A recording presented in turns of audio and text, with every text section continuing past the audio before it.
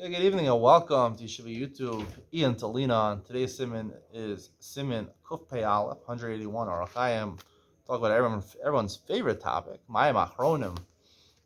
The water you're supposed to wash after the meal, which according to the Gemara is more serious than the water before the meal. Even though everyone's makbid very much due to the time before a bread meal, it's really the Gemara says a rishos. It's up to you. It's discretionary. When it comes to Mayim Achronim, the Gemara says someone got killed because he didn't wash Mayim Achronim. So it's a chova, it's an obligation. Even the word is an obligation. That's halacha aleph. And halacha yud, the Shulchan Aruch says there's a minhag based on toast and brachos not to do mayim achronim nowadays. So what is this all based on? It's chova. It's a minhag not to do it. What is the halacha? What should you be doing for mayim achronim? So, as I said before, I believe that the halacha mayim rishonim before a meal, before a bread meal, is out of respect for the meal. Usually, when your mother comes before a meal and tells her, "We're having a big meal, we're having dinner," go wash your hands. Are your hands always dirty? Not necessarily. Your hands are not necessarily dirty. They just might be a little dirty. So therefore, it's a rishus. You're supposed to wash them, give honor to the bread meal, but you don't have to. My machronim, though, your hands are dirty. You just ate dinner. Even if you use a fork and a knife and you have the best manners in the world, a lot of times you're dipping something in ketchup. You have macaroni that got on your hand, with some pasta sauce or something like that.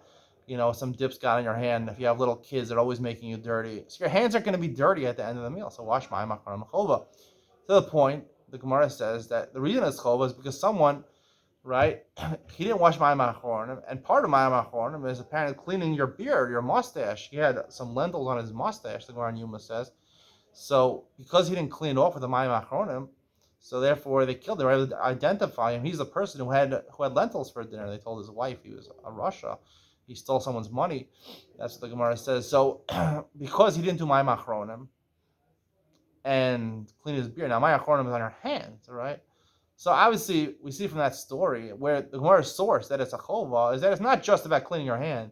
It's about cleaning your appearance, right? If you have a big beard, you have a mustache, and your beard is dirty, you got to clean it also, right? Well, it's just basic etiquette, respect. Just like Rishonim, I believe, is etiquette. It's even more etiquette at the end of a meal to wash your hands. That's why it's a chova, not just to wash your hands because your hands are dirty, but your face. A lot of times your face is dirty.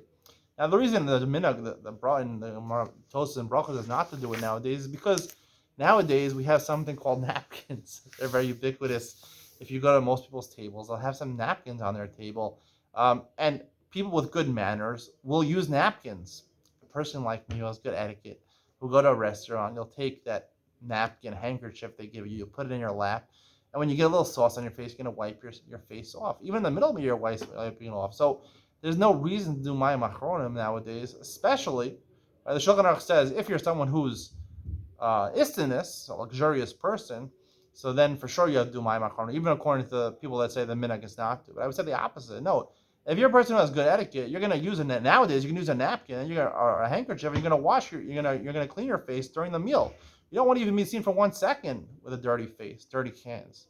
You clean your hands. A person who has good etiquette will make sure he looks presentable all the time. And therefore, there's no reason for mayim achronim. If you're even in the middle of the meal, you're going to wipe your face off and wipe your hands off. Usually there's not going to be anything left on your hands at the end of the meal. There's no reason to wash mayim achronim because, again, the whole reason of mayim achronim is just etiquette because before the meal you're less dirty, and then after the meal where you're more dirty, and that's why it's a chova to clean yourself, so you shouldn't have a grotesque appearance after you leave the meal. That's really all I think mayim achronim is.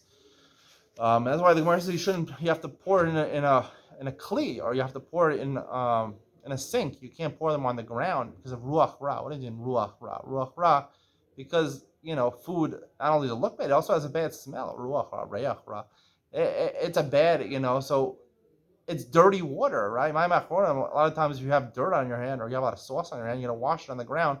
People are going to step on it. It's kind of disgusting. So therefore you have to wash it in a kli where you'll have to throw it out very easily. That's the reason. It's not ruach ra. I don't know that some evil spirit. I don't think that's what it's based on. It's just you're more dirty at the end of the meal, the beginning of the meal. It's all etiquette. That's what I think it is. And that's why I'm a very luxurious, but yet a person with extreme etiquette. So therefore, I don't have a problem with this. That's why I don't do my achronim. And if you ask me, I'm not a rabbi. How could you rely on that? I could rely on that for myself. I can rely on this Tosos and Brachos, who says very much the same thing. So, and it's the minhag of my father. So maybe I'm not a luxurious person. I just booked tickets to America, and I'm flying economy class. So I am definitely not a luxurious person if I'm flying economy class. I didn't even get the upgrade for $100 a seat. Can't afford this. I'm even paying for the ticket. My parents are paying for almost all the tickets. So I'm thankful to be going to America for peace. It should be nice. But I'm flying economy. So even though I like to think of myself as a wealthy person, I wear nice clothes and I try to keep a nice appearance and I like to eat expensive food. At the end of the day, if you really want to know what financial bracket you are, gauge your house and gauge your travel experience. I don't have a car. I fly economy. I don't even pay for most of the ticket. And I don't have a house. It's my own house.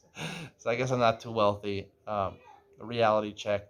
Hope you enjoyed today's share. See you on the next one.